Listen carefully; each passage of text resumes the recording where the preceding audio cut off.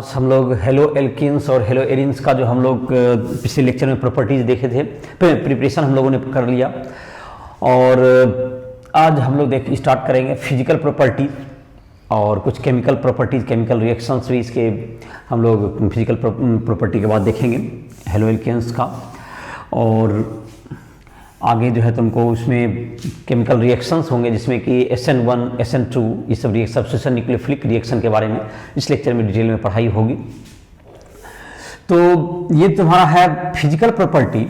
तो जहाँ तक कि हेलो एल्केन्स हैं तो इसके जो मेल्टिंग बॉइलिंग पॉइंट होते हैं कॉरस्पॉन्डिंग हाइड्रोकार्बन से अधिक होते हैं, क्योंकि इसमें पोलर बॉन्ड होता है। कार्बन और हेलोजन का बॉन्ड क्या हो जाता है, पोलर होता है, जिसके कारण इसकी उसके बीच का जो अट्रैक्शन फोर्स होगा, जो तुम्हारा डायपोल इंट्रैक्शन फोर्स होगा, जो कि इंटरमॉलिक्यूलर फोर्स, जबकि हाइड्रोकार्बन में तुम्हारा क्या था, डिस्पर्सन या लंडन फोर्स होगा, जो कि वीक होता है सबसे। और इस कारण से हेलो एल्केन्स के जो कोई होंगे, जहाँ तक कि मेल्टिंग बॉइलिंग पॉइंट होंगे कॉरस्पॉन्डिंग सेम मॉलिक्यूलर वेट के जो हाइड्रोकार्बन होंगे उससे अधिक होंगे। तो ये पहला लाइन लिख सकते हैं, melting and boiling point, melting and boiling point of haloalkanes or arenes is higher than hydrocarbon of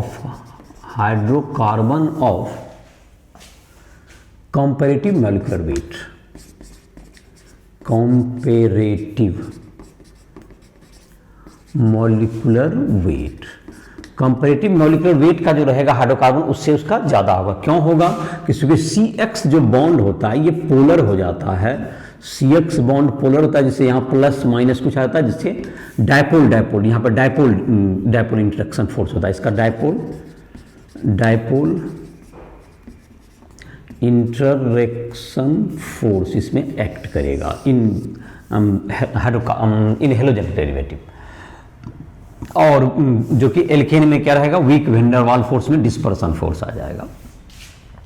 दूसरा इसमें मेल्टिंग बॉइलिंग पॉइंट में अगर दूसरा देखें हम लोग, तो जाहिर है कि मॉलिक्यूलर वेट बढ़ने के साथ जो हाइड्रोकार्बन है तुम्हारा, जो हेलोजन के डेरिवेटिव है हाइड्रोकार्बन के, उसमें जो कि है तुमको उसका जो कि मेल्टिंग बॉइलिंग पॉइंट क्या होगा, बढ़ेगा। जो जनरल रूल है मेल्टिंग बॉइलिंग पॉइंट का वो इसमें भी ओबे होगा। तो melting and boiling point increases with increase in molecular weight of haloalkanes of halogen derivatives. Melting MP and BP of halogen derivatives increases with increase in molecular weight। तो molecular weight increase करने से इसके molecular weight increase करने से इसका melting boiling point बढ़ेगा। और जाहिर है कि अगर हेलोजन का संख्या भी बढ़ा तो भी बढ़ेगा।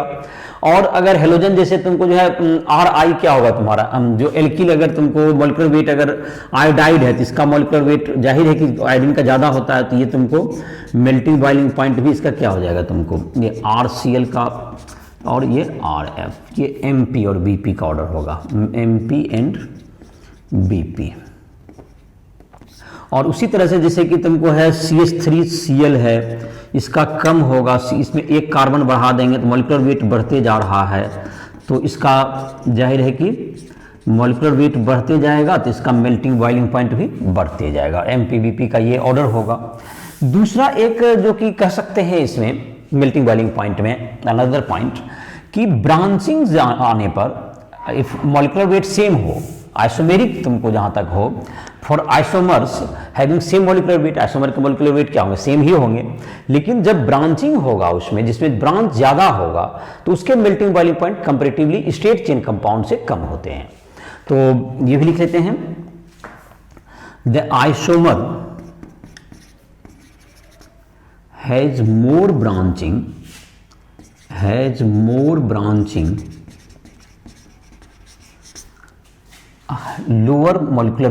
lower boiling point than straight chain isomer due to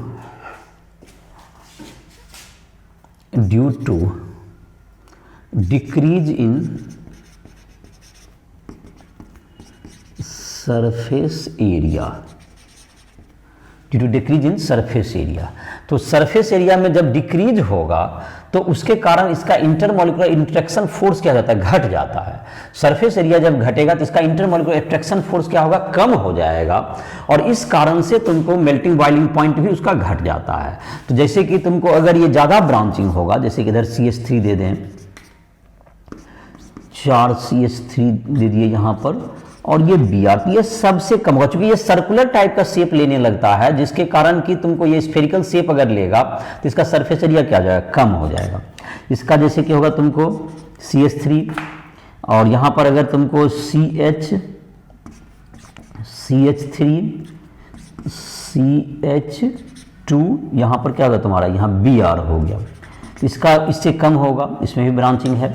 और अगर इसको स्ट्रेट चेन कर दें, CH3 CHBr, यहाँ पर भी CH3 हो गया, CH2 CH3, और फिर आ गया तुमको CH3 CH2 CH2 CH2Br। ये तुमको इसका सबसे हाईएस्ट हो जाएगा। जितना ब्रांचिंग कम होगा उसका मेल्टिंग बॉइलिंग पॉइंट बढ़ता जाएगा। जहाँ तक कि बेंजीन के जो तुमको है डेरिवेटिव है, उसके बॉइलिंग पॉइंट तो लगभग सेम होते हैं बेंजीन के जो डायहेलोजन डेरिवेटिव हैं, जैसे कि ऑर्थो मेटा पारा पर। लेकिन मेटा आइसोमर जो पारा आइसोमर का जो ये तुमको ये पारा आइसोमर जो होता है तुमको इसका मेल्टिंग बॉइलिंग पॉइंट में तो कुछ जैसे ये डाइक्लोरो है तुमको पारा आइसोमर है, इसका जो है तुमको मेल्टिंग पॉइंट MP जो होगा तुमको MP greater than ortho and पारा isomer, ortho and Meta isomer ये तुम्हारा पारा का ड्यू टू बेटर पैकिंग। तो मेल्टिंग पॉइंट में तुमको ये जो है तुमको पारा जो डाइक्लोरोबेंजीन होगा, पारा डाइक्लोरोबेंजीन ज्यादा होता है ऑर्थो और मेटा से। लेकिन जहां तक कि बॉइलिंग पॉइंट में इसमें बहुत ज्यादा का फर्क नहीं होता है, बॉइलिंग पॉइंट लगभग इसका सिमिलर होता है। तो boiling point melting boiling point में क्या क्या जो पॉइंट समझ लो, जिस पॉइंट में पढ़े पहले तो इसका जो है हेलोजन डेरिवेटिव का तुमको क्या हाइड्रोकार्बन से क्या होगा, ज्यादा होगा, कॉरस्पॉन्डिंग हाइड्रोकार्बन जिसके मॉलिक्यूलर वेट होंगे, चूंकि इसमें पोलर बॉन्ड पाया जाएगा। दूसरा उसके बाद कि अगर तुमको जैसे आयोडाइड है, मॉलिक्यूलर वेट बढ़ने से उसके मेल्टिंग बॉइलिंग पॉइंट बढ़ जाएंगे। तो जो शुरुआत वाले जो होते हैं जैसे क्लोरोमीथेन है, ब्रोमोमीथेन, डाइक्लोरोमीथेन, ये सब तुमको गैसेस होते हैं। लेकिन आगे आने पर जो है तुमको जो कि कंपाउंड होंगे, लिक्विड होंगे, फिर सॉलिड हो जाते हैं। मेल्टिंग बॉइलिंग पॉइंट जैसे जैसे कार्बन का नंबर बढ़ते जाएगा, मॉलिक्यूलर वेट बढ़ते जाएगा, मेल्टिंग बॉइलिंग पॉइंट बढ़ते जाता है। और जाहिर है कि आयोडीन में जो आयोडाइड होगा तो आयोडाइड का ज्यादा हो जाएगा मॉलिक्यूलर वेट भी, इसलिए वो क्लोराइड ब्रोमाइड से ज्यादा होगा, ब्रोमाइड का क्लोराइड से ज्यादा होगा, और सो ऑन। और तुमको जहां तक दूसरा एक था कि ब्रांचिंग होने पर इसका मॉलिक्यूलर वेट, ब्रांचिंग होने पर अगर सेम मॉलिक्यूलर वेट है तो भी क्या होगा, उसका सरफेस एरिया कम हो जाता है, जिससे कि वेंडरवाल अट्रैक्शन फोर्स क्या जाता है, उसका कम हो जाता है। और वेंडरवाल अट्रैक्शन फोर्स कम हो जाएगा तो उसके मेल्टिंग बॉइलिंग पॉइंट घट जाते हैं।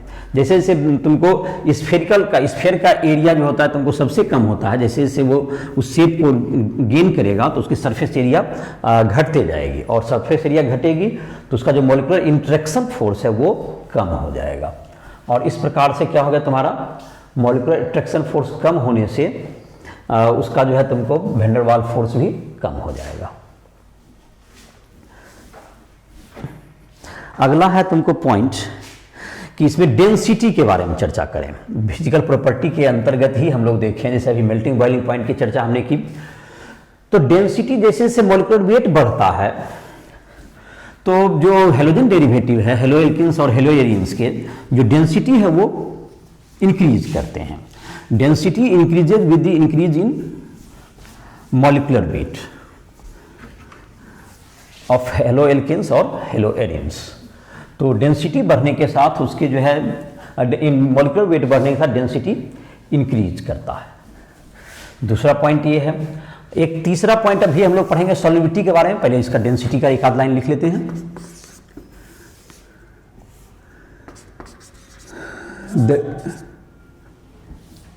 the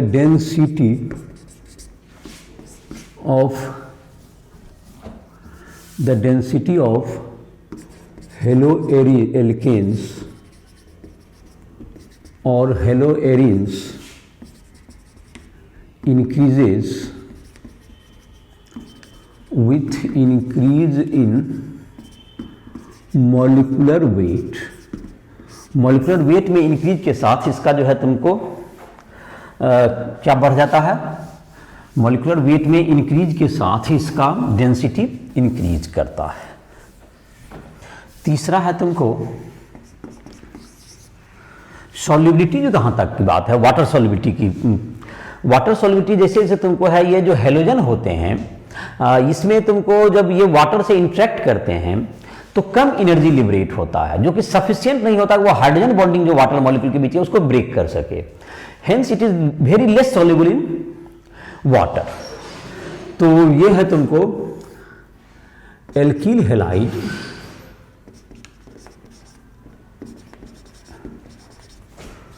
is less soluble in water because it cannot able to break hydrogen bonding in water। और जहां तक सॉल्युबिलिटी, ये तुमको अगर इसको जो solubility decreases with increase in molecular wait, जाहिर है कि तुमको the water solubility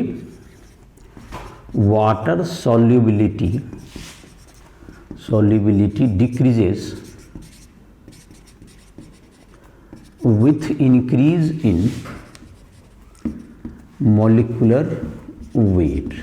increase in molecular wait में इंक्रीज के साथ ये वाटर सॉल्युबिलिटी डिक्रीज करेगा। और ये तुमको alkyl halide is soluble in organic solvent like ether, benzene, etc। इसमें सॉल्युबल होगा। जैसे कि हम लोग के पास ये प्रोवर्ब है लाइक डिजॉल्व लाइक, एक हम लोग पढ़ते हैं लाइक डिजॉल्व लाइक, मतलब कि अगर एक तरह के बॉन्ड हैं उसको दोनों में कोवेलेंट बॉन्ड पाया जाता है तो वो उसको आसानी से सेम क्या कर सकता है, उसको सब्स्टिट्यूट कर सकता है। तो इसलिए तुमको जो है लाइक डिजॉल्व लाइक, ये समय ऑर्गेनिक सॉल्वेंट में ये सॉल्युबल होगा। और वाटर में इसको सॉल्युबिलिटी काफी लो होते हैं क्योंकि ये हाइड्रोजन बॉन्डिंग को ब्रेक नहीं कर पाता। और जैसे जैसे मॉलिक्यूलर वेट बढ़ते जाएगा, जो एल्कील पार्ट जो है तुमको, जो कि हाइड्रोफोबिक पार्ट होता है, उसका बढ़ते जाएगा मास, और तुमको वाटर सॉल्युबिलिटी और क्या होता जाएगा, डिक्रीज करते जाएगा। तो ये तुम्हारा था इसका कुछ फिजिकल प्रॉपर्टी के संदर्भ में। अब हम लोग केमिकल रिएक्शन देखेंगे। तो केमिकल रिएक्शन पहले हम लोग एल्कील हैलाइड के देखेंगे, फिर आगे आने वाले क्लासेस में हम लोग एरिल हैलाइड की चर्चा करेंगे। तो आज हम लोग विशेष रूप से तुमको जहां तक एल्कील हैलाइड जो है तुमको सब्स्टिट्यूशन, एलिमिनेशन और रिएक्शन दोनों प्रकार के रिएक्शन देते हैं। तो आज हमारा जो है तुमको एम्फेसिस सब्स्टिट्यूशन न्यूक्लियोफिलिक रिएक्शन पर होगा, जो कि एल्कील हैलाइड का एक मुख्य रिएक्शन है। तो इसके जो है तुमको रिएक्शंस हम लोग देखेंगे, इसके दो SN1 SN2 जो मैकेनिज्म होते हैं उसको भी हम लोग डिटेल में देखेंगे। कुछ एग्जांपल्स होंगे NCERT के और उसको भी इसमें शामिल करेंगे। तो केमिकल रिएक्शंस देखते हैं और एल्कील हैलाइड का, या हेलो एल्केन्स भी कह सकते हैं, और एरिल हैलाइड का उसके बाद देखेंगे हम लोग।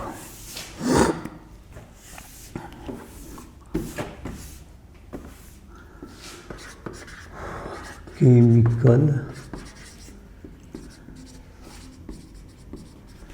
Reaction of alkyl halide. तो केमिकल रिएक्शन जो एल्कील हैलाइड का है उसमें जो सबसे पहला है nucleophilic substitution reaction. Nucleophilic substitution reaction. तो न्यूक्लियोफाइल जो है तुमको सब्स्टिट्यूट करता है। न्यूक्लियोफिलिक सब्स्टिट्यूशन रिएक्शन का मतलब हो गया कि तुमको जो एल्कील हैलाइड में को है कि ये RX है, एल्किल हैलाइड हो गया। कोई न्यूक्लियोफाइल है, जैसे इसको हम लोग न्यूक्लियोफाइल, जिसको न्यूक्लियस चाहिए उसको नेगेटिव चार्ज होगा, तभी उसे पॉजिटिव चार्ज न्यूक्लियस की जरूरत होगी, तो न्यूक्लियोफाइल्स में नेगेटिव चार्ज होता है।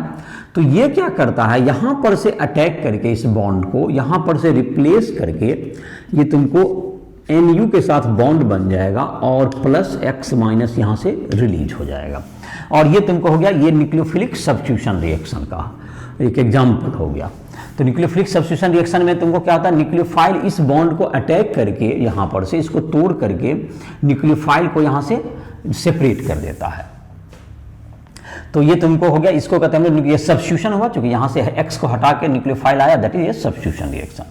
तो इसके कुछ एग्जांपल्स हैं, जैसे कि एग्जांपल्स R का वैल्यू भी ले लीजिए, जैसे CH3Cl ले लीजिए, और प्लस अगर तुमको NaOH या KOH, एक KOH अगर एक्वस दे दें, एक्वस का मतलब वाटर के प्रेजेंस में, तो यहाँ पर K वाटर के प्रेजेंस में K प्लस और क्या बन जाएगा, OH माइनस एक न्यूक्लियोफाइल तैयार होगा।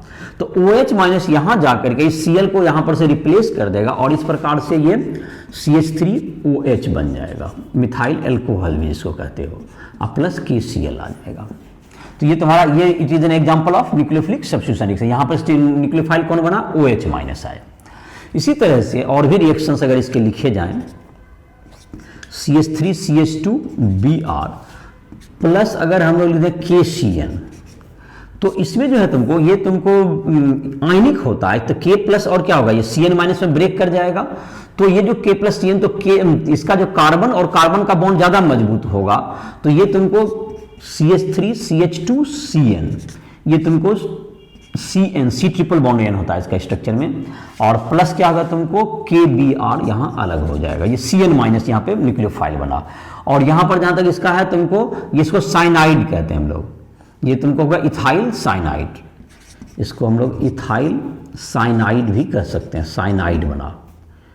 और इसको प्रोपेन नाइट्राइल भी कहेंगे, अगर नाम इसका IPAC नेम लिखेंगे तो इसका नाम होगा, ये 3 कार्बन का 1 2 3, तो इसको IPAC नेम में अगर देखना चाहोगे तो प्रोपेन और NITRILE, इसमें जहां तक कि है E भी साइलेंट नहीं होगा, E रहेगा, बिकॉज कि N यहाँ पर क्या जुटा है तुमको, ये IPAC नेम होगा इसका, प्रोपेन नाइट्राइल। ध्यान CN का देखो, तो CN का नाइट्राइल ग्रुप होता है, तो ये तुम्हारा CN मतलब बन गया, ये प्रिडोमिनेंटली CN बनेगा। जबकि यही AgCN के साथ होगा, यही जब रिएक्शन हम लोग कराएंगे CH3CH2Br प्लस AgCN, तो AgCN के केस में तुमको होता है ये तुमको एम्बिडेंटेड न्यूक्लियोफाइल है।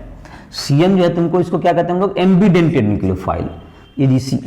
CH3CH2 NC बन, इसमें प्रोडोमिनेंटली प्रोडक्ट बनता है NC प्लस AgBr आ जाएगा, ये आइसोसाइनाइड, आइसोसाइनाइड। AgCN के केस में आइसोसाइनाइड मेजर प्रोडक्ट होगा। और इस तरह का Cn माइनस जो हो गया तुमको कैसा हो गया, एम्बिडेंटेड न्यूक्लियोफाइल कहलाएगा। इसी तरह का केस एक आता है KNO2 और AgNO2 के केस में, CH3CH2I अगर लिख दें, आयोडाइड 3, अभी 3 कार्बन का दे दिए एल्किल ग्रुप, और इसमें अगर तुमको डाल दो KNO2, तो इसमें तुमको जब K प्लस O माइनस, तो इसमें O के साथ तुमको बॉन्ड ज्यादा मजबूत बनेगा, इसमें O के साथ जो बॉन्ड होता है ज्यादा इसका मजबूत बनेगा, इसलिए CH3CH2ONO बन जाता है, इसको ONO बन जाएगा ये, प्लस KI, ये तुमको नाइट्रिटो कहलाता है, ये नाइट्रिटो हो गया तुमको, नाइट्रिटो ये कंपाउंड कहलाएगा। और इसमें जहां तक है तुमको CH3CH2CH2I प्लस AgNO2, तो क्या बन जाएगा ये CH3CH2CH2NO2 प्लस AgI, ये नाइट्रो ग्रुप हो गया, ये नाइट्रो कंपाउंड हो गया, ये तुमको नाइट्रो ग्रुप बन जाएगा तुमको। अब जो है तुमको ये तुम्हारा ये भी तुमको क्या है NO2, तो इसमें N, इसमें क्या था N के साथ इसमें बॉन्ड बन गया, इसमें तुमको जहां तक है तो ये जो तुम्हारा था Cn माइनस, ये तुमको and NO2 minus, are ambident nucleophile, जिसमें कि दो तरह से जुड़ने का एम्बिडेंट न्यूक्लियोफाइल, ये एम्बिडेंट न्यूक्लियोफाइल का एग्जाम्पल है, एम्बिडेंट न्यूक्लियोफाइल का एग्जाम्पल है। तो ये न्यूक्लियोफाइल का तुमको ये सब हुआ रिएक्शन। जैसे एमीन का अमोनिया डेरिवेटिव में भी ये तुमको क्या करते हैं, अमोनिया के साथ जब इसका कंबाइन करेंगे तो उसमें भी तुमको ये इसको सब्स्टिट्यूट कर देगा। तो अमोनिया का डेरिवेटिव्स है, जैसे कि हम लोग अगर देखें तो उसमें भी न्यूक्लियोफाइल तैयार होंगे जो कि इसको सब्स्टिट्यूट कर देगा। तो अमोनिया डेरिवेटिव में जैसे कि अमोनिया से रिएक्शन करेंगे तो वहां पर क्या होगा, तुमको एक HX बन जाएगा और NH2 जो है तुमको प्राइमरी एमीन बन जाएगा। फिर अगर प्राइमरी एमीन से रिएक्शन कराते हैं तो वो सेकेंडरी एमीन बन जाएगा। सेकेंडरी एमीन को कराएंगे तो ये टर्सरी एमीन बन सकता है। तो इस तरह से क्या हो जाएंगे, तुमको एमोनिया डेरिवेटिव में भी देख लो रिएक्शन बता देते हैं इसका। एल्कील हैलाइड से अगर रिएक्शन कराएंगे तो उसके द्वारा भी सब्स्टिट्यूशन रिएक्शन होगा।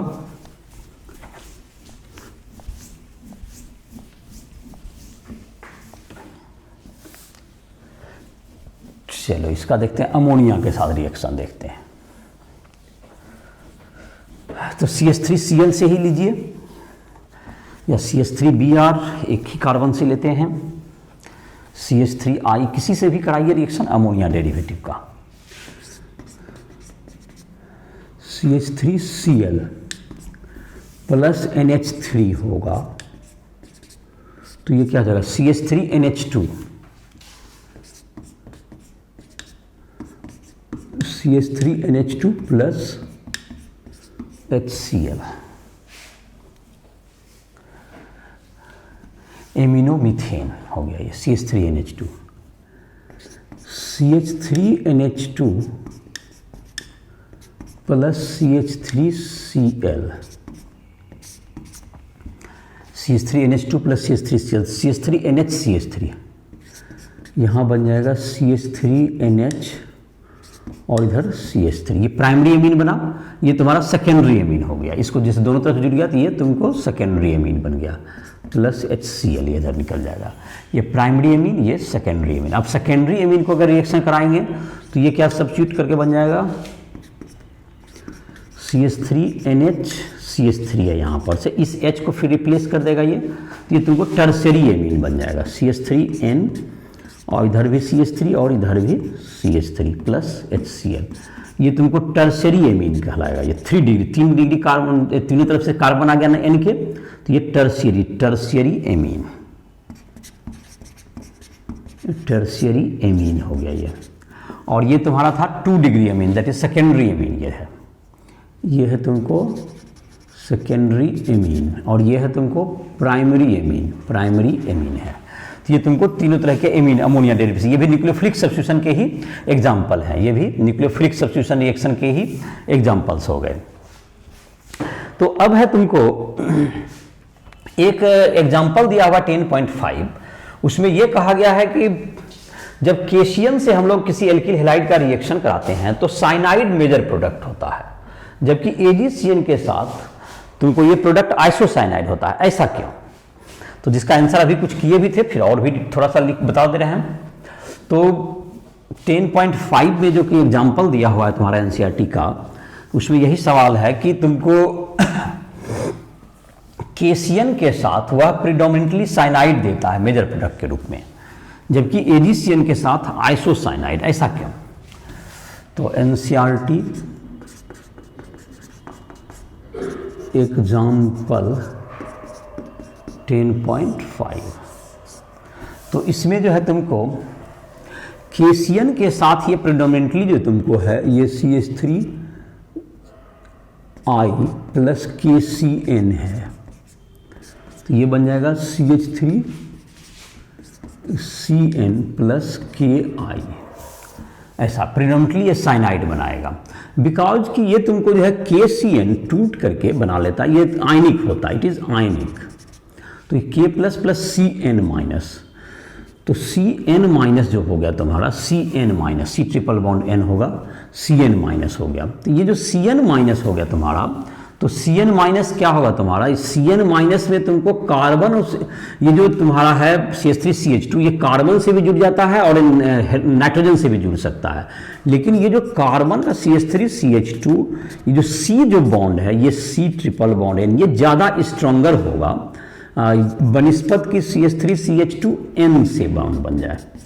तो ये तुमको ये दो, इसके पास दोनों था, ये Cn माइनस फ्री है, इधर से भी जुड़ सकता है इधर पे, इट इज स्ट्रॉन्गर बॉन्ड जो है ये तुम्हारा bond CC bond stronger than Cn bond, ये तुमको ज़्यादा स्टेबल होगा और इसलिए क्या होता है तुमको ये प्रीडोमिनेंट बनाएगा। जबकि AgCN के केस में देखो क्या होता है, AgCN के केस में ये जब तुमको CH3CH2I आता है, CH3CH2I या CH3I, तो इसमें क्या होगा तुमको, ये जो प्रीडोमिनेंटली ये तुमको क्या होता है, एक जैसे तुम्हारा ये यहाँ पर I है, इसके बैक साइड से अटैक करता है, जिधर से I रहेगा उसके बैक साइड से ये तुमको यहाँ से जब जुटना शुरू करेगा तो ये पूरा ये प्रीडोमिनेंटली कोवेलेंट है, ये कोवेलेंट बॉन्ड होता है, तो ये पहले टूटता नहीं है, तो इसके साथ ये जुड़ते जाएगा, तो जुड़ते जाएगा तो जाहिर है कि किससे जुड़ने का आपके पास जगह है, N से पहले जुड़ने का जगह है, तो इसलिए ये पहले से ही यहाँ पे जुट जाएगा तो NC बना देगा ये, और बाद में ये टूट जाएगा तो ये तुमको KI अलग सेपरेट हो जाएगा, तो ये तुमको NC, इसलिए आइसोसाइनाइड इसमें मेजर प्रोडक्ट हो जाएगा, क्योंकि ये पहले से क्या होगा तुमको, ये तुमको टूटता नहीं है बल्कि पहले जुड़ जाएगा, जुटते जाएगा और सिमल्टेनियसली वो टूटता जाएगा धीरे धीरे, और इस तरह से AgCN के साथ क्या हो जाता है तुम्हारा प्रीडोमिनेंटली आइसोसाइनाइड ही बनेगा। जहां तक कि इसका जो है तुमको सब्स्टिट्यूशन न्यूक्लियोफिलिक सब्स्टिट्यूशन के मैकेनिज्म की बात है, किस तरह से ये रिएक्शन प्रोसीड करता है, तो इसमें दो तरह के मैकेनिज्म ओबे होते हैं, जिसमें कि तुमको एक मैकेनिज्म है जिसमें कि तुमको जो SN1 कहलाता है, जिसमें कि तुमको पहले एल्किल हैलाइड टूट जाता है, एल्किल कार्बोकैटायन का फॉर्मेशन करता है और बाद में जाकर के न्यूक्लियोफाइल उससे अटैक करके वहां जुड़ता है कार्बोकैटायन से, तो ये टू स्टेप मैकेनिज्म होता है SN1 में, और SN2 में तुमको जो है दोनों जो है बॉन्ड का टूटना, कार्बन और हेलोजन के बॉन्ड का टूटना और कार्बन और न्यूक्लियोफाइल के बीच का बॉन्ड का बनना, ये सिमल्टेनियस होता है, एक साथ होता है। तो ये दो तरह के मैकेनिज्म होते हैं, दोनों का नाम जो है उसके मॉलिक्यूलरिटी के आधार पर, उसके जो है ऑर्डर के आधार पर दिया हुआ है, वो SN1 मतलब 1 ऑर्डर होगा, उसमें जो है उसकी ऑर्डर 1 होगी, जो केमिकल काइनेटिक्स में पढ़ा भी होगा। तो हम लोग SN1 रिएक्शन का पहले मैकेनिज्म देख लेते हैं, उसके बाद SN2 का देखते हैं। SN1 रिएक्शन, SN1 का मतलब substitution nucleophilic order 1, SN1 reaction.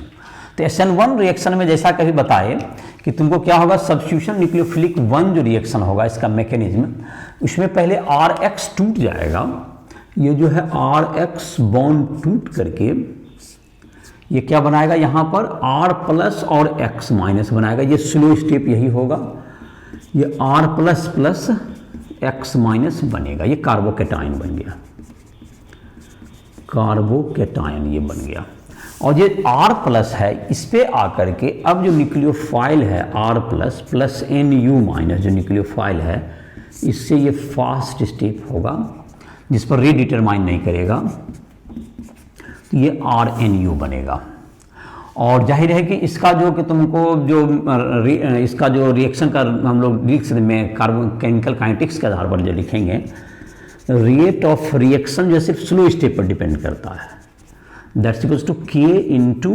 Concentration of RX। इसका ऑर्डर क्या हो गया, इस पर 1 पावर हो गया, तो इसका ऑर्डर क्या हो गया, इसका ऑर्डर 1 हो गया, इसका ऑर्डर इज इक्वल टू 1, जबकि मॉलिक्यूलरिटी 2 है इसका, जबकि दोनों भाग ले रहे हैं बट इसका ऑर्डर 1 हो गया। तो ये जो तुम्हारा होता है ये 1 ऑर्डर का होता है, इसलिए इसको SN1 रिएक्शन कहते हैं। तो SN1 रिएक्शन का जो रिएक्टिविटी है वो कार्बोकैटायन के स्टेबिलिटी पर डिपेंड करेगा। The reactivity of SN1 reaction depends upon stability of carbocation.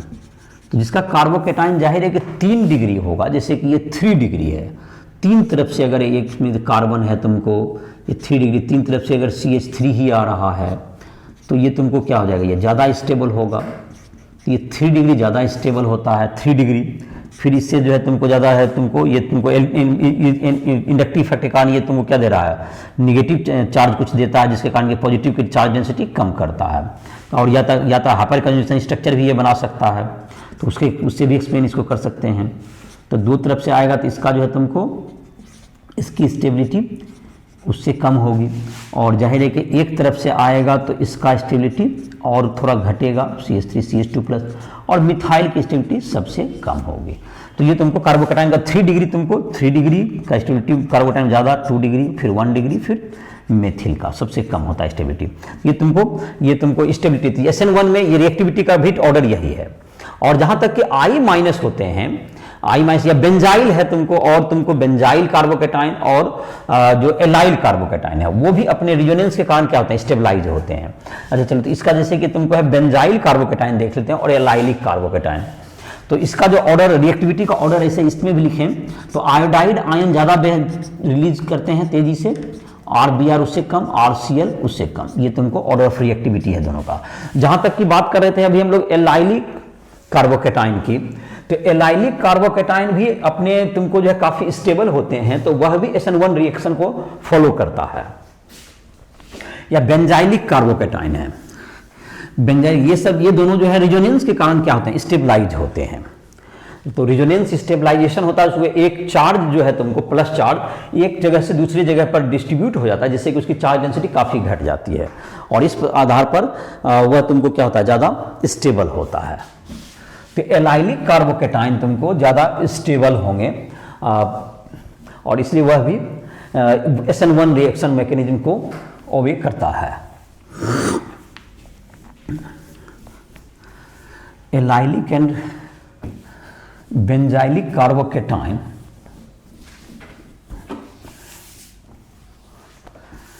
Allylic and benzylic, allylic and benzylic carbocation is stable due to resonance। Resonance के कारण क्या होते हैं, ये स्टेबल होते हैं। तो रिजोनेंस में जैसे देख लेते हैं, एलाइलिक याद होगा कि डबल बॉन्ड CH, यहाँ पर CH हो गया, यहाँ पर CH2 पर प्लस हो गया, कार्बोकैटायन है तो ये क्या होगा, यहाँ पर डबल बॉन्ड, ये जो डबल बॉन्ड है यहाँ शिफ्ट कर जाएगा, तो इसका तो प्लस चार्ज खत्म हो जाएगा, लेकिन इस पर प्लस चार्ज आ जाएगा। तो ये तुमको रिजोनेंस कारण ये जो प्लस चार्ज क्या हो सकता है, डिलोकेलाइज हो सकता है। तो डिलोकेलाइज हो सकता है, तो ये दो जगह पर डिस्ट्रीब्यूट होगा, इसके जो एक कार्बन पे चार्ज की डेंसिटी क्या हो गई, कम हो गई, और इसलिए ये स्टेबलाइज करता है, ये रिजोनेंस हुआ। इसी तरह से बेंजाइलिक कार्बोकैटायन भी रिजोनेंस के कारण स्टेबल होता है। जैसे देखो इसमें भी तुमको अगर यहाँ डबल दे दें, यहाँ सिंगल, फिर यहाँ डबल, ये बेंजीन हो गया, और अगर है यहाँ पर CH2 यहाँ पर प्लस है, तो ये देखो ये प्लस चार्ज ये जो यहाँ आ जाएगा, तो यहाँ पर ये प्लस चार्ज यहाँ शिफ्ट कर जाएगा, और इसमें तो और भी ज़्यादा शिफ्टिंग के जगह है। तो ये सब स्ट्रक्चर बनाने का प्रैक्टिस कर सकते हो, और ये सब के लिए तुम जो है देख सकते हो, जरा आइसोटोल ऐप पर तुम्हारा जो क्लास 11 का लेक्चर होगा, जिसमें रिजोनेंस इफेक्ट, जो स्टूडेंट की क्लियरिटी से नहीं समझ पा रहा होगा तो उसको और भी डिटेल में इसको देख सकते हो। प्ले स्टोर पर जाकर के आइसोटोल ऐप डाउनलोड करो, उसमें हमारे जो 11 के जो लेक्चर मिलेंगे, रिएक्शन मैकेनिज्म के, तुमको बेसिक ऑर्गेनिक केमिस्ट्री जो चैप्टर 12 है तुम्हारा, उसमें तुम जाकर के उसमें पढ़ाई कर सकते हो रिएक्शन मैकेनिज्म का। तो ये तुम्हारा प्लस चार्ज हो गया। यहाँ पर तुमको क्या है, ये देखो यहाँ पर भी आ गया। अब ये देखो ये प्लस चार्ज फिर क्या होगा, ये यहाँ से डबल बॉन्ड अगर यहाँ शिफ्ट कर जाता है, तो ये और भी प्लस चार्ज यहाँ पे जाने का संभावना है इसका। तो इसका देखो और भी रिजोनेंस स्ट्रक्चर अगर बनाएं तो ये किस ढंग से वेरी करेगा। देखो यहाँ पर ये CH2 आ गया, और यहाँ पर ये जो डबल बॉन्ड है ये शिफ्ट कर गया, आपके बार यहाँ डबल बॉन्ड आ गया, ठीक है, और यहाँ पर क्या जाएगा, प्लस चार्ज आ गया ये से। फिर अगला एक और जगह पे शिफ्ट कर, यहाँ पर डबल बॉन्ड आ जाएगा, तो ये तुम्हारा देखो फिर अगला जो बन सकता है। तो रिजोनेंस कारण ये काफ़ी जगह डिलोकेलाइज हो गया। ये तुमको यहाँ प्लस चार्ज आ गया, यहाँ पर डबल बॉन्ड CH2 है, और यहाँ पर तुम्हें क्या चुका है, ये डबल बॉन्ड है, और यहाँ पर सिंगल, और ये फिर यहाँ पर डबल बॉन्ड आ गया। तो ये तुम्हारा जो है डबल बॉन्ड शिफ्ट कर जाता है। तो ये बेंजाइलिक कार्बोकेटाइन का ये तुम्हारा स्टेबिलिटी का ये रीजन है कि एक जगह ये जो कार्बन जो एक जितना अधिक जगह पे कार्बन ये पॉजिटिव चार्ज जाएगा, उससे उसका जो पॉजिटिव चार्ज की डेंसिटी, चार्ज डेंसिटी जितना कम होता है रिएक्शन इंटरमीडिएट पर, वह उतना ही स्टेबल होता है। और यह तुमको ये इसके दोनों के जो है कार्बोकेटाइन इसकी स्टेबिलिटी को बता रहा है। इसका मतलब बेंजीन अगर जुड़ा हुआ रहे तो वह SN1 की ओर जाने की संभावना को क्या करता है, बढ़ाता है, क्योंकि बेंजाइलिक कार्बोकेटाइन स्टेबल होता है, एलाइलिक भी स्टेबल होता है, 3 डिग्री भी स्टेबल होता है। तो ये सारे फैक्टर्स जो हैं SN1 के फेवर में जाते हैं, ये SN1 मैकेनिज्म को फेवर करते हैं ये। और जहां तक की रहा तुमको SN2 मैकेनिज्म की बात, उसको भी देख लेते हैं। उसके बाद जो कुछ एग्जांपल्स है उसकी चर्चा करके इसको और क्लियर करेंगे। जैसे कि बेंजाइल अगर बेंजीन जुड़ा हुआ है तो वह SN1 को फेवर करने की ओर जाएगा, या एलेलिक कार्बोकेटाइन है तो वह भी SN1 की ओर जाता है, क्योंकि SN1 और SN2 एक कॉम्पिटिटिव रिएक्शन होते हैं। ये दोनों में किसको फेवर करेगा? 3 डिग्री तुमको SN1 की ओर जाना चाहेगा, 3 डिग्री। और जाहिर है कि बेंजाइलिक और एलाइलिक ये सब भी SN1 की ओर ज्यादा जाने की संभावनाएं रहेगी। अब हम लोग SN2 मैकेनिज्म को देख लेते हैं। SN2 मैकेनिज्म में आ जाएगा। SN2 मैकेनिज्म में होता है कि इसमें कोई इंटरमीडिएट का फॉर्मेशन नहीं होगा। ये तुमको breaking of halogen bond RX bond and formation of nucleophile bond, ये टेक्स प्लेस सिमल्टेनियसली, एक साथ होंगे, ये एक साथ होंगे। और इसलिए ये तुमको दोनों एक साथ होते हैं, ये SN2 मैकेनिज्म कहलाएगा। ये SN2 तो ये फॉर्मेशन ऑफ तुमको दोनों का जो बॉन्ड फॉर्मेशन ये RX बॉन्ड है, और इसमें जो न्यूक्लियोफाइल जुड़ेगा, न्यूक्लियोफाइल NU-, तो इसमें क्या होता है, इसमें जो इंटरमीडिएट जो बनेगा, इसमें इंटरमीडिएट में क्या होगा, इधर से ये बैक साइड अटैक करेगा और इधर से ये जुड़ते जाएगा अपोजिट साइड से, हेलोजन इधर से उसके अपोजिट साइड से, क्योंकि दोनों पर निगेटिव चार्ज, इस पर भी कुछ रहता है, यहां पे निगेटिव चार्ज, तो ये जाहिर है कि अपोजिट साइड से अटैक करेगा, इसलिए इसको बैक साइड अटैक भी कहते हैं। तो ये इस साइड से क्या होगा, अभी बॉन्ड बना नहीं, ये बॉन्ड बन रहा है न्यूक्लियोफाइल का, और ये धीरे धीरे बॉन्ड अब टूटने के पहले जो बॉन्ड था ये तुमको धीरे धीरे टूट रहा है, ये इंटरमीडिएट हुआ, इंटरमीडिएट रिएक्शन इंटरमीडिएट, ये इसको कहते हैं back side attack, back side attack. ये भी लॉजिक भी क्लियर है कि इसमें निगेटिव चार्ज है तो ये दूसरा निगेटिव चार्ज वाला उसके बैक साइड से ही क्या करेगा, अटैक करेगा। और जो प्रोडक्ट फाइनल बनेगा तो इसमें क्या आ जाएगा, तुमको NU का तुम्हारा बॉन्ड बन जाएगा, NU का R से बॉन्ड बन जाएगा और X माइनस यहाँ क्या हो जाएगा, रिलीज हो जाएगा। तो ये जो तुम्हारा हुआ ये तुमको SN2 मैकेनिज्म का हुआ। इसका जो रिएक्शन होता है, ये जो रेट है तुमको दोनों पर डिपेंड करता है। रेट ऑफ रिएक्शन जो होगा, रेट ऑफ रिएक्शन जो इसका केमिकल काइनेटिक्स का जो लिखेंगे reaction, that's depend upon alkyl halide के साथ साथ न्यूक्लियोफाइल पर भी डिपेंड करता है। तो 1 + 1 दैट इज, इसका ऑर्डर क्या हो गया, 2 हो गया, इसका ऑर्डर 2 होगा SN2 का, इसलिए SN2 वर्ड भी इसीलिए आया हुआ है, SN2 मतलब 2 फॉर ऑर्डर 2। तो ये तुमको दोनों के कॉन्सेंट्रेशन पर डिपेंड करता है इसका ऑर्डर, और इसमें कोई कार्बोकेटाइन का फॉर्मेशन है तो यहां पर एक चीज जो देख सकते हैं, जो एल्किल हैलाइड यहां पर है, किसी कार्बन पर अगर न्यूक्लियोफाइल को अटैक करना है, अगर 3 तरफ से बड़े बड़े ग्रुप जुड़े हुए हों, जैसे कि आपने 3 डिग्री कहा, CH3 जुटा हुआ, हाइड्रोजन जुड़ा, कंपेरेटिव कहें, तो उसको अटैक, यहां तो कोई कार्बोकेटाइन बनना नहीं, तो इसको जो अटैक करने की संभावना, अगर छोटे ग्रुप हाइड्रोजन भी जुड़े हुए रहेंगे तो जो न्यूक्लियोफाइल का है अटैक करने की संभावना काफी अधिक बढ़ जाएगी, और रिएक्शन का जो है होने की संभावना बढ़ जाएगी अगर ये छोटे भी। तो इसका मतलब यही हुआ कि अगर 3 डिग्री में जैसे बड़े बड़े एल्किल ग्रुप जुड़े हुए रहते हैं 3 डिग्री में, तो उसकी जो रिएक्टिविटी इसमें हो जाएगी, कम हो जाएगी। और अगर प्राइमरी है जिसमें कि कम छोटे ग्रुप हाइड्रोजन जुड़े हुए हैं तो वो इसको फेवर करेगा। तो SN2 में रिएक्टिविटी का जो कि ऑर्डर होगा, ये इसमें कोई कार्बोकेटाइन के पर तो है नहीं, तो 1 डिग्री में ज्यादा संभावना है कि वो आसानी से, मतलब तुमको किसी से टकराएगा नहीं, बड़े एल्किल ग्रुप से सामना नहीं करना पड़ेगा न्यूक्लियोफाइल को। तो 1 डिग्री, 2 डिग्री और 3 डिग्री। तो ये तुमको इसका ऑर्डर होगा। और जहां तक इसमें भी है, आयोडाइड तुमको आसानी से लिबरेट करेगा, RBr उससे कम और RCl उससे कम। ये तुमको ये तुम्हारा ऑर्डर होगा इसका।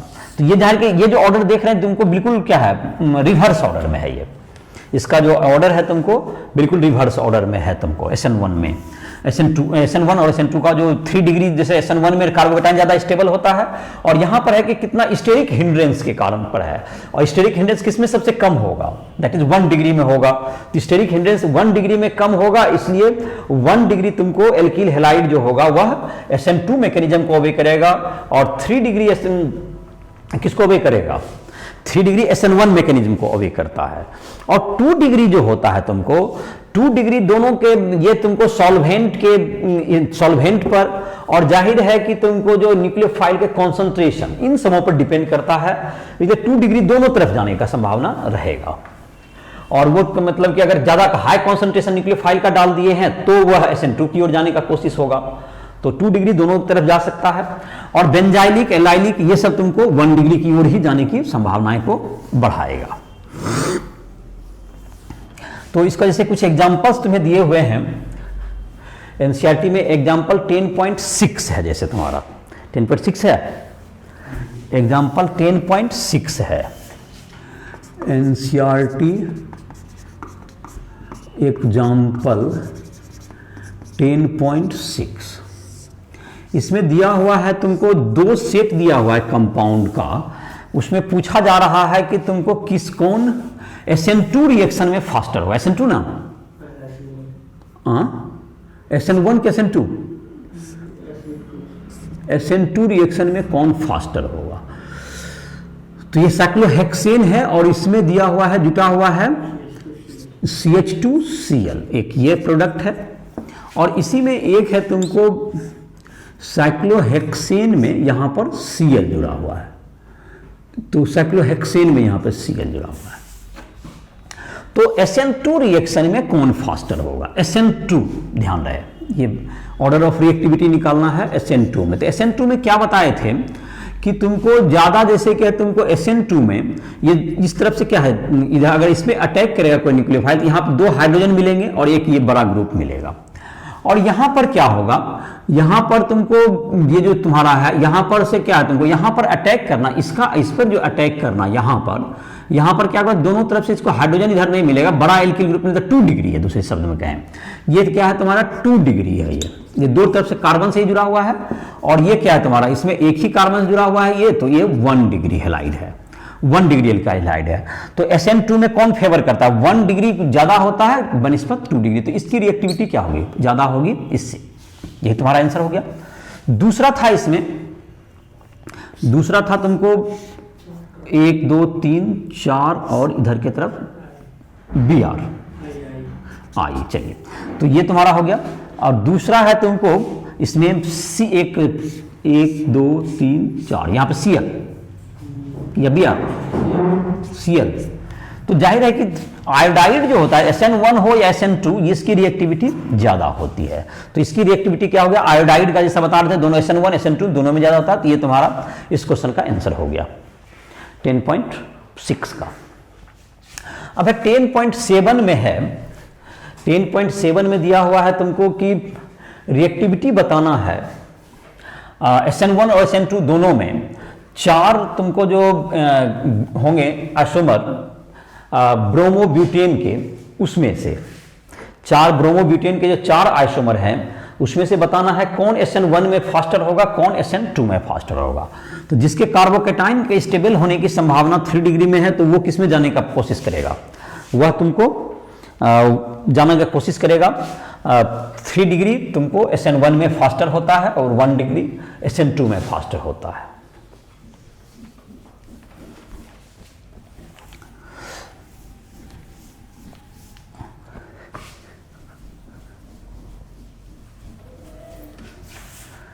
NCERT example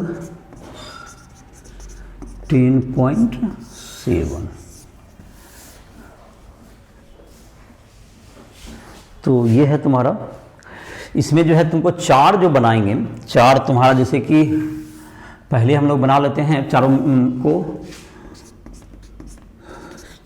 CH3 CH2 CH2 4 carbon होने चाहिए, CH2Br, ये 4 कार्बन के, इसको 1 नंबर आप मान लीजिए आइसोमर, 1 ब्रोमोब्यूटेन इसको कह सकते हैं आप, ये 1 ब्रोमोब्यूटेन। दूसरा नंबर में बना लीजिए, इसको जो है तुमको CH3 CH, यहाँ पर CH3 दे दीजिए और यहाँ पर CH2Br, तो ये क्या हो गया तुमको 2 मिथाइल 1 ब्रोमो प्रोपेन, ये 2 नंबर इसको कर लीजिए। चलिए तीसरा में कर लीजिए, चारों कार्बन लगातार ही रखिए, CH3 CH2 CHBr और ये CH3, ये 2 डिग्री पे दे दिए, ये 3 नंबर। और चौथा में दोनों जो CH3 ब्रांच भी इसी पर दे दीजिए और Br भी इसी पर दे देते हैं, 2 मिथाइल 2 ब्रोमो ब्यूटेन प्रोपेन, तो ये तुमको चौथा नंबर है, ये 3 डिग्री हो गया, ध्यान रहे। और इसमें जो है 2 डिग्री है, ये दोनों 1 डिग्री है, ये तुमको 1 डिग्री कार्बन जुड़ा हुआ है, एक ही कार्बन से यहाँ पर जुड़ा हुआ, यहाँ भी 1 डिग्री ही है, उसकी ब्रांचिंग उसके पहले में है, तुमको इसमें एक ही कार्बन जुड़ा हुआ है, इस कार्बन जिससे ब्रोमीन जुटा हुआ है, और जाहिर है कि इसमें और इसमें 2 डिग्री है। तो जहाँ तक कि SN1 की बात है तो SN1 में 3 डिग्री लीड लेगा, 3 डिग्री कहाँ पर कार्बोकेटाइन बनेगा वो तुमको, जबकि वहाँ पर चौथा नंबर में जो है वहाँ पर क्या है तुमको 3 डिग्री कार्बन एटम है, तो वो 3 डिग्री एल्किल हैलाइड है, तो 3 डिग्री तुमको SN1 में सबसे क्या होगा हाईएस्ट, मतलब 4 नंबर सबसे हाईएस्ट होगा।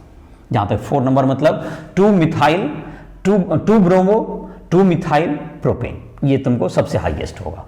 उसके बाद 2 डिग्री है, दैट इज क्या होगा तुम्हारा, ये सेकेंड नंबर लेंगे 2 ब्रोमो, मतलब कि क्या कहें 3rd नंबर इसको हम लोग कह रहे हैं, वो 2 डिग्री होगा, ये 3 डिग्री था, ये 2 डिग्री है, तो वो SN1 में ज़्यादा ले लेगा।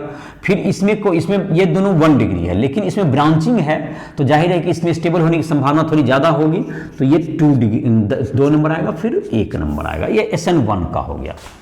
अब अगर SN2 में देखें तो जाहिर है कि जिसमें कि ज़्यादा आसानी होगा, कम मतलब कि तुमको संभावनाएं रहेगी ब्रांचिंग से टकराने की, तो जस्ट इसका ऑर्डर क्या हो जाएगा, रिवर्स हो जाएगा। तो 1 का तो सबसे तुमको प्राइमरी है, सबसे ज़्यादा संभावना होगा, 2 उससे ज़्यादा, 3 उससे ज़्यादा और 4 उससे ज़्यादा होगा। तो ये तुम्हारा हो गया, ये तुमको इसका फर्स्ट नंबर था 10.7 का, ये फर्स्ट नंबर जो क्वेश्चन था उसका तुम्हारा यही जवाब हुआ। चारों आइसोमर को मैंने एक बार में लिख दिया, उसमें 1 2 3 4 कर दिए, उसको देख सकते हो।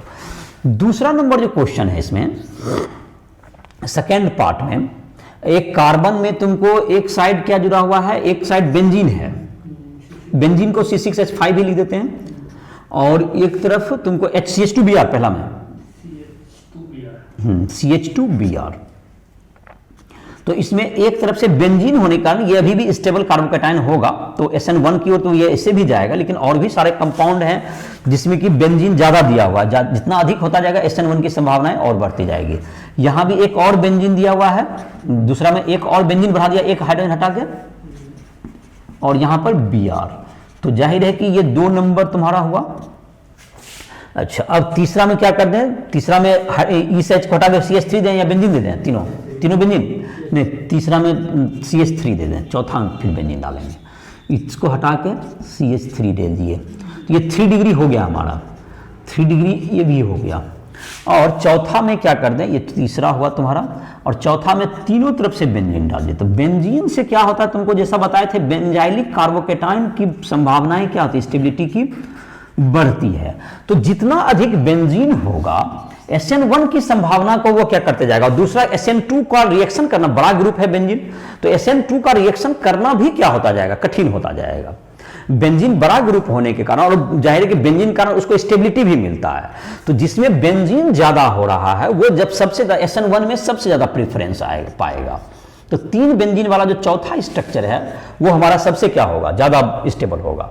फिर एक तुमको जो है यहां पर है 2 बेंजीन वाले ग्रुप हैं, एक में है 2 बेंजीन है, एक में CH3 है, तो 2 बेंजीन वाला जो सेकेंड नंबर है वो तुमको हाईएस्ट, एक 3 बेंजीन वाला लिए, फिर 2 बेंजीन वाला, अब ये लेंगे 3 डिग्री मारा तीसरा, और सबसे लो मतलब कम किसका होगा, 1 नंबर का हुआ। तो ये तुम्हारा होगा, यही ऑर्डर होगा, मैंने बेंजीन जितना अधिक होगा उसकी SN1 की संभावना बढ़ेगी, और SN2 में क्या होगा, SN2 में तुम्हारा क्या होगा कि ये तुमको प्राइमरी है तो ये तुम्हारा सबसे ज्यादा बेहतर संभावना है 1 का।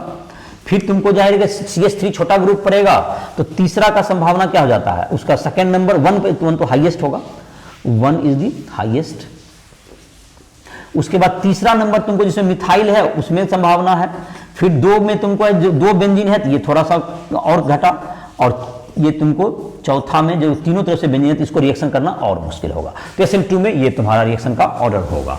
अब इसमें जो है तुमको हम लोग जो है नेक्स्ट क्लास में इसमें स्टीरियो एस्पेक्ट जो है, इसमें जो स्टीरियो एस्पेक्ट से जो SN1 SN2 रिएक्शन में किस प्रकार से रिटेंशन होता है, SN2 में जहां तक कन्फिग्रेशन है चेंज हो जाता है, डेक्स्ट्रो से लेवो हो जाता है, तो जो ऑप्टिकल आइसोमेरिज्म की पहले हम लोग पढ़ाई करेंगे और उसके बाद उसका किस प्रकार से जो है तुमको SN1 SN2 में वो एप्लीकेबल होगा, इसकी चर्चा हम लोग नेक्स्ट लेक्चर में करेंगे। तो जाहिर है कि जिस स्टूडेंट को कोई भी इसमें टॉपिक समझने में दिक्कत हो रहा है तो राष्ट्रीय ऐप को प्ले स्टोर से डाउनलोड करके क्लास 11 में जो रिएक्शन मैकेनिज्म हमारे लेक्चर है उसको भी देख सकते हो। और पर्सनल अगर तुमको ज़्यादा परेशानी है, ज़्यादा दिक्कत नहीं समझ में आ रहा है तो तुमको जो है राष्ट्रीय ऐप के माध्यम से हमसे जो है मेरा पर्सनल उसमें नंबर होगा जहाँ से तुम संपर्क करके अपने लिए पर्सनल टाइम भी ले सकते हो। तो इसी के साथ इस लेक्चर को समाप्त कर रहे हैं। जो भी JEE मेंस एडवांस नीट इन सबों की तैयारी करते हो उसके कभी भी हमसे संपर्क कर सकते हो। तो इसके लिए तुम्हारा मेरा नंबर दिया हुआ है, तो राष्ट्रीय ऐप को प्ले स्टोर डाउनलोड करो और पर्सनल कांटेक्ट के नंबर पे हमसे संपर्क कर सकते हो। तो इसी के साथ लेक्चर को समाप्त कर रहे हैं।